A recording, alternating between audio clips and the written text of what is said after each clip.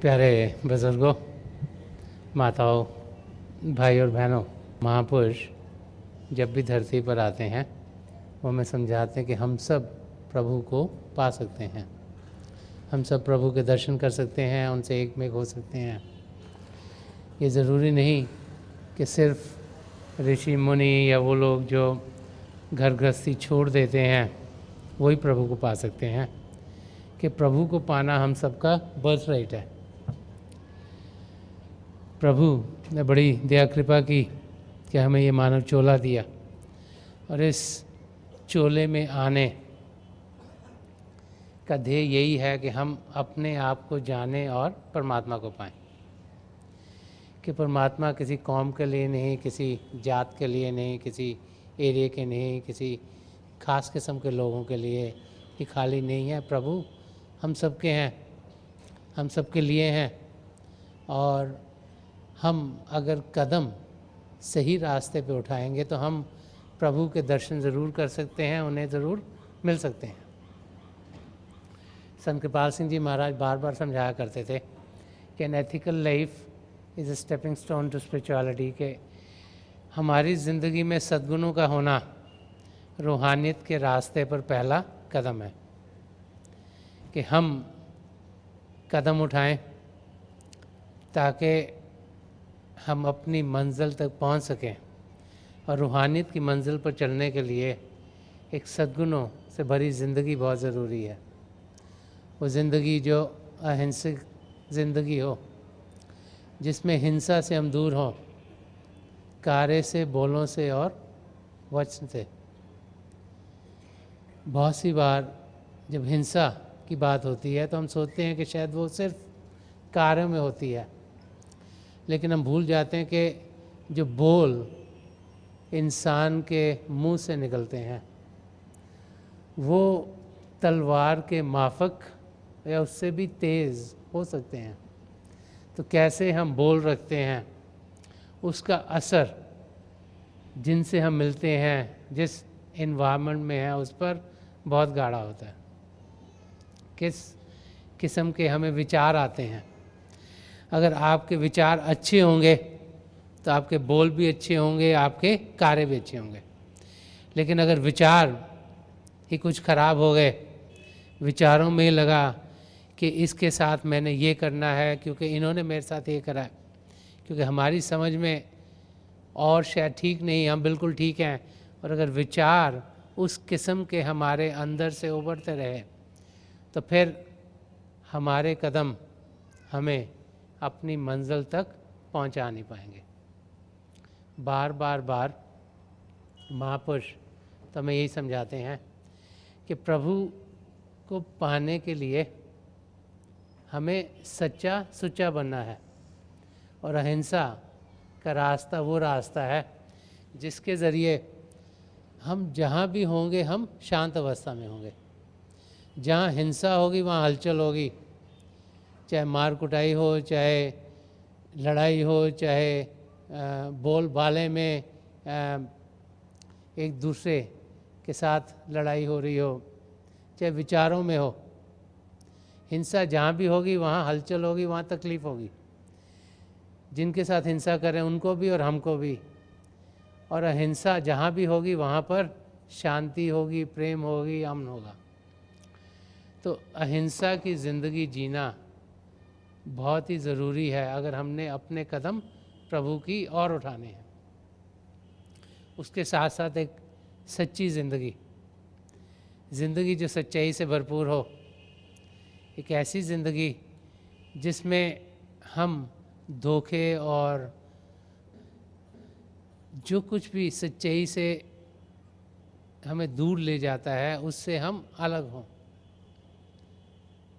जब इंसान सच बोलता है तो उसके अंदर हलचल कम रहती, क्योंकि सच हर समय अटल है, उसने बदलना नहीं।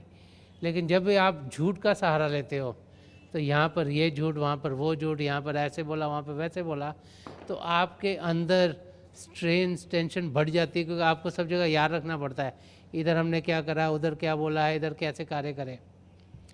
तो सच्चाई की ज़िंदगी जीना हमें शांत अवस्था में पहुँचाना है, और जब तक शांति नहीं होगी तब तक हम अपनी मंजिल की ओर कदम उठाने के लायक नहीं होंगे। ऐसे ही नम्रता से भरपूर जीवन बहुत ज़रूरी है। जब हम अपनी ओर देखते हैं तो बहुत से लोग हुमे में जीते, ईगो में जीते हैं। हम सोचते हैं कि मेरे जैसा कोई है नहीं। इंसान के अंदर घमंड पैदा हो जाता है क्योंकि वो अपने मुकाबले का किसी और को समझता नहीं। वो यही समझता है कि मैं सबसे आगे हूँ। वो यही समझता है कि मैं क्योंकि ज़्यादा पढ़ा लिखा हूँ या ज़्यादा अमीर हूँ या मेरी इंटेलिजेंस बहुत है तो मैं औरों से बेहतर हूँ, तो औरों को वो नीची निगाह से देखना शुरू कर देता है। और जब तक हम सबको एक ही लेवल पर नहीं देखेंगे तब तक असलियत के साथ हम जुड़ नहीं सकते। प्रभु को पाना उनमें एक में होना है। एक में इंसान तब हो सकता है जब बराबर का हो, और उस बराबरी को हमने अपनी ज़िंदगी में ढालना है। वो बराबरी तब हम पाएंगे जब हम हर एक को अपने जैसे समझेंगे। जब हर एक को अपना जैसा समझेंगे तब उनसे नम्रता से पेश आएंगे। अब हर एक को अपने जैसा कैसे समझें? पहले तो ये जाने कि हम कौन हैं। हम अपने अंदर प्रभु के दर्शन करें, जाने कि हम प्रभु का अंश हैं, उनसे अलग नहीं। जब ये अनुभव इंसान को होता है तो खुद ब खुद ये यकीन होना शुरू हो जाता है कि जैसे प्रभु हमारे अंदर है ऐसे जिनको हम और समझते हैं उनके भी अंदर है। कि जैसे प्रभु का एक हिस्सा हमें जान दे रहा है ऐसे ही प्रभु का एक और हिस्सा किसी और को जान दे रहा है। तो फिर हम में भेदभाव नहीं रहता। हम फिर सबको एक ही नज़र से देखने के लायक हो जाते हैं। और समदर्शी होना ये रूहानियत के रास्ते पर चलने के लिए बहुत ही ज़रूरी है। एक पवित्र ज़िंदगी जीना जिसमें कि इंसान काम, क्रोध, लोभ, मोह, अहंकार से अलग हो, वो भी बहुत ज़रूरी है। हमें जानना है कि हमारा असली आपा शारीरिक नहीं आध्यात्मिक है। कार्य वो करने चाहिए जो कि रूह को खुशी दें, शरीर को नहीं लेकिन रूह को। क्योंकि जो शरीर है ये तो चंद क्षणों के लिए है, इसने हमें एक न एक दिन छोड़ देना है। जो भी इस धरती पर आया है उसकी एक न एक दिन मृत्यु होगी, फिजिकल डेथ होगी। उसका ये मतलब नहीं कि उनका अंत हो गया।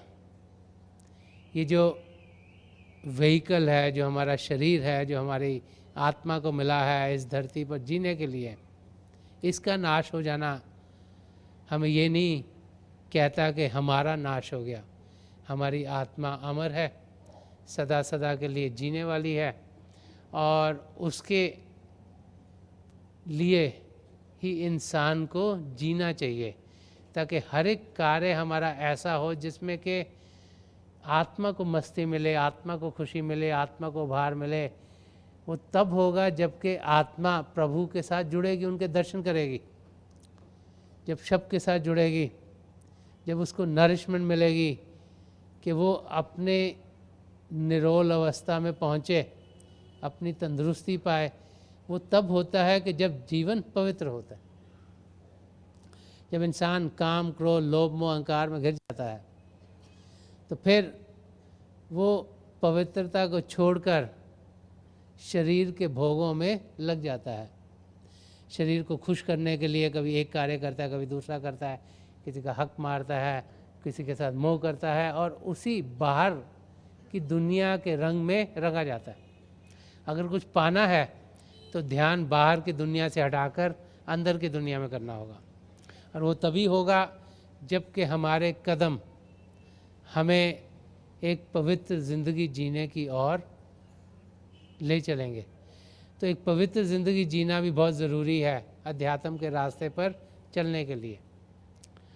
और फिर इनके साथ साथ निष्काम सेवा भाव से जीना हम सब के लिए बहुत ज़रूरी है अगर हमारी आध्यात्मिक रास्ते पर तरक्की होनी चाहिए।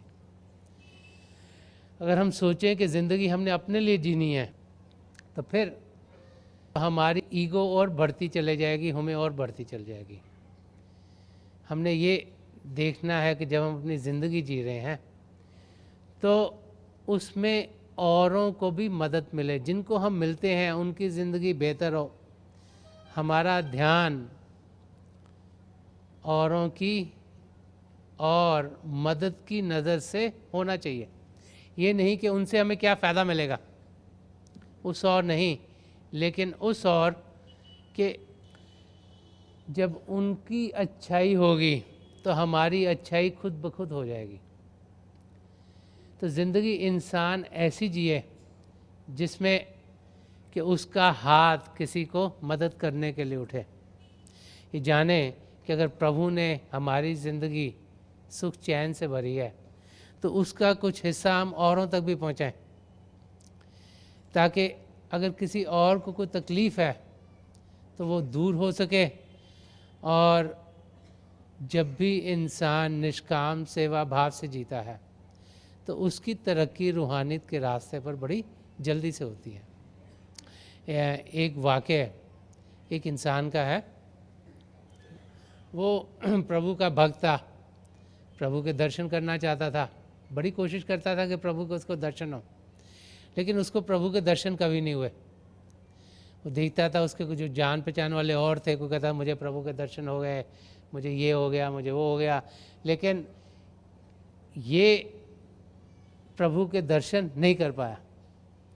जब बड़े साल लगा रहा उसको प्रभु के दर्शन नहीं हुए तो बेचारा दुखी होना शुरू हो गया।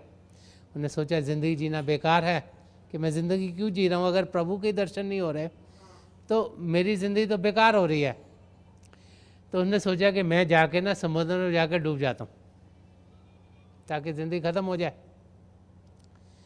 तो वो समंदर की ओर जाना शुरू हो गया।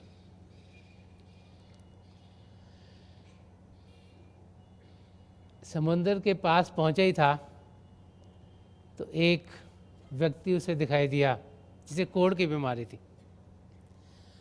उस व्यक्ति को उस रात एक स्वप्न आया था, उसे प्रभु के दर्शन हुए और प्रभु ने उन्हें कहा कि कल समुंदर के किनारे एक आदमी आएगा और तुम उसके पैर पकड़ लेना और वही तुम्हारा कोढ़ दूर करा सकता है। तुम उसे प्रार्थना करना कि तुम्हारा कोढ़ दूर कर दे, और जब तुम उसके पैर पकड़ोगे और उसे प्रार्थना करोगे तो तुम्हारा कोढ़ ज़रूर दूर हो जाएगा। तो जब ये प्रभु का भक्त समुंदर की तरफ जा रहा था तो वो इंसान जिसको कोढ़ था उसने देखा कि इंसान इधर आ रहा है, तो उसे अपने सपने का ख्याल आया, तो भागा गया और उनके पैर पकड़ लिए और भक्त से कहा कि आप मेरा कोढ़ दूर कर दीजिए। तो प्रभु के भक्त ने कहा कि मैं तेरे को कैसे मदद कर सकता हूँ, मुझे तो कभी प्रभु के दर्शन ही नहीं हुए, तो मेरी तो ज़िंदगी खुद बेकार है, मैं तो अपनी ज़िंदगी लेने जा रहा हूँ ताकि मेरी ये ज़िंदगी ख़त्म हो, मैं इस ज़िंदगी से दूर हूँ, तो मैं तुम्हारी कोई मदद नहीं कर सकता। तो उसने कहा नहीं, ये आप ही मेरे भाई बाप हैं, आप ही मुझे मदद कर सकते हैं, और उसके पैर छोड़े नहीं, पकड़े रखे। तो भक्त ने कहा भी मैं तुम्हारे लिए कुछ कर नहीं सकता, क्योंकि मेरे को प्रभु की नज़दीकी खुद नहीं है कि मैं उनसे क्या तुम्हारे लिए कहूँ। तो उसने कहा नहीं, आप प्रभु से प्रार्थना तो करो मेरे लिए।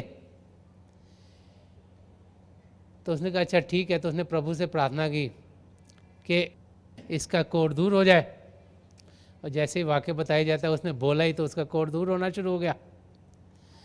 और जैसे ही उसका कोढ़ दूर होना शुरू हो गया तो भक्त बहुत हैरान हुआ, और उस इंसान ने जिसका कोढ़ दूर हुआ था, जब सारा दूर हो गया फ्यू मिनट्स में ही, तो उसने उस भक्त जी से कहा और उसे बताया कि मुझे स्वप्न आया था और प्रभु ने कहा था कि मैं आपके जाकर पैर पकड़ूं। तो भक्त को लगा कि प्रभु को कभी मुझे तो दर्शन दिए नहीं, इसको दर्शन दे दिए हैं। तो दिल से उसको लग रहा था कि ये प्रभु का क्या खेल है। और जैसे वाक्य बताया जाता है तो उसी समय प्रभु के उसे दर्शन हुए, तो उसने प्रभु से पूछा कि मैं इतने साल आपकी भक्ति करता रहा, आपने मुझे दर्शन क्यों नहीं दिए? तो प्रभु ने बड़े प्यार से उसे समझाया कि तुमने कभी जब भी भक्ति की, तुम्हारी ज़िंदगी में ऐसा मौका आया नहीं जिसमें कि तुम किसी और की मदद करते।